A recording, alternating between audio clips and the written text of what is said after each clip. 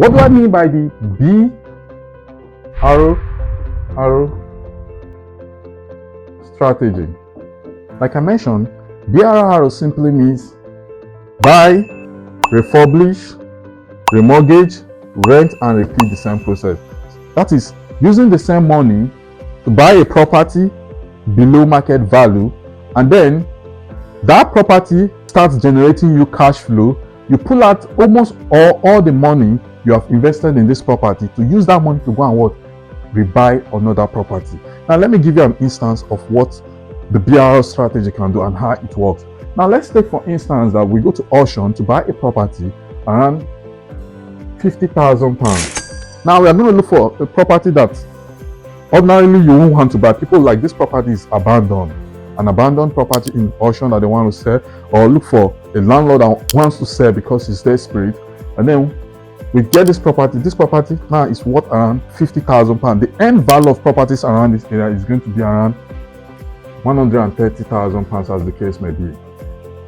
Now, with this £50,000, we approach a private lender because no bank is going to give you loan on properties like this, because obviously maybe they are not habitable. Now you go approach a private lender, we'll call them the bridging loan company.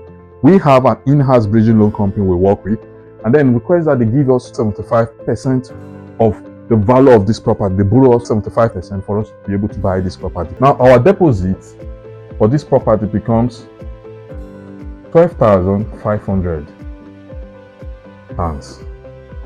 Now we need to pay for legal fee, we need to do valuation, we need to pay for stamp duty, we need to pay the cost of servicing this bridging loan, which is around 75% that the lender is going to give us. Everything plus minus, let's say the cost of doing all these things, £4,500 cost of servicing the bridging loan.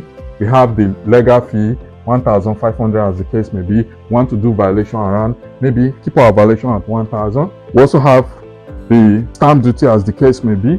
Then stamp duty is going to be around, let's say, okay, we have 4,000 bridging loan, 1,500 for legal fee, valuation around 1,000, then stamp duty around 1,500 as the case may be.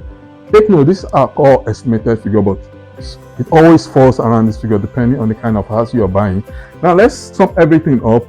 This is going to come up, and then remember that this property is not habitable. We need to do proper renovation. That's why it's called, that's the arrow, renovate. We need to renovate this property. Then let's keep our cost of renovating this property around £30,000 as the case may be. Now let's work this figure out. We have 12,500 as our deposit, that's coming from us, and then 4,500 to service the cost of the bridging loan, which is 4,500. We also have 1,500 for legal fee. We have 1,000 for stamp duty, and we also have 1,500 for valuation, plus the 30,000 renovation. What we'll be investing from our pocket for this property is going to be £51,000. Now we've invested £51,000 in this property. After we finish doing the property nicely, we take the property back to the actual value of properties within those areas, which is around what? £130,000. Now, let's say the average rental income we are going to be getting from this property is going to be around £750 monthly.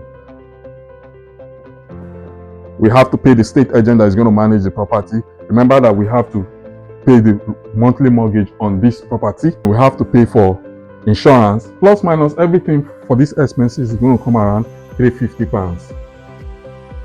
Now, this property is going to be generating us a net rental income every month of what? £400.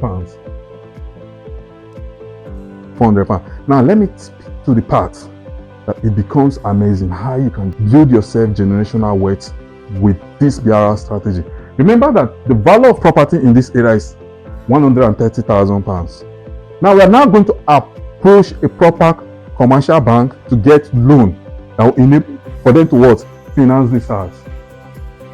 When we go to a proper commercial bank, they now give us the value of this house is now what?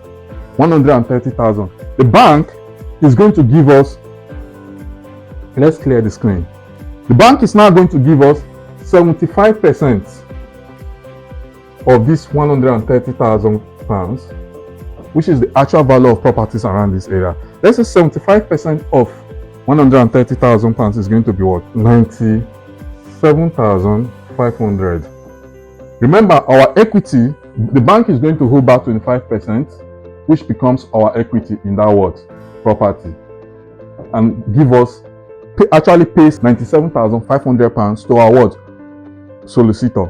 Now, our solicitor now say, you remember you took bridging loan to what? To buy the other house. The value of the other house was what? 50,000. So let's do 75% of £50,000. That will be 37,500. Remember that the total cost of our investment when we did the calculation previously was what? £51,000. So you put the £51,000. Now, this is what you have after you finish. You take out your 37,500 to the bridging loan company, which is, we have 97,500 minus the 37,500 we have to pay to the bridging loan company. We now have 60,000. Now let's take out our 51,000 that we actually invested in this property. Now we are now left with 9,000. What does it mean? For buying this house, you are making profit upfront. From buying this house, upfront you have £9,000 for yourself. Remember that this property, after paying your mortgage and every insurance and maybe the cost of state agent manager, you're making average of £400 on this property. Monthly cash flow. You pull out all this money, you use this money with this profit you've made, and what? Repeat the same process to what? Go and buy another house. And for us as professionals, we have a target. The average money we can, remember, this is not always going to be the case. There are days where you have to leave some money in. That's what I need you to know upfront. But we have got a software and in-house team that are specialized in doing this. We know the market, we understand the market, we know the dynamics of the market, and then we help you do this with a policy that every property that we're going to buy, worst case scenario, any money we are going to leave in that property, we are able to pull it out in maximum of 24 months. But for me, I will never buy a property where I have to leave my money there for 24 months. Worst case scenario that I can go is 12 months. And if this thing is something that you think you can dive into, to build yourself generational wealth, change your financial narrative where you are going to build an empire in the UK real estate, kindly book a consultation with us. Let's understand your income level, let's understand your finances, and then we're going to look for the best deal for you. One beautiful thing I also want to let you know is we also have an opportunity for you to come and also JV with us. When you JV with us, you don't need to be a professional in the UK. You don't need to even have a UK experience. We work together to achieve generational wealth using the BRRRR strategy to take advantage of the investment opportunity in UK real estate for you, for your next generation, and for your family.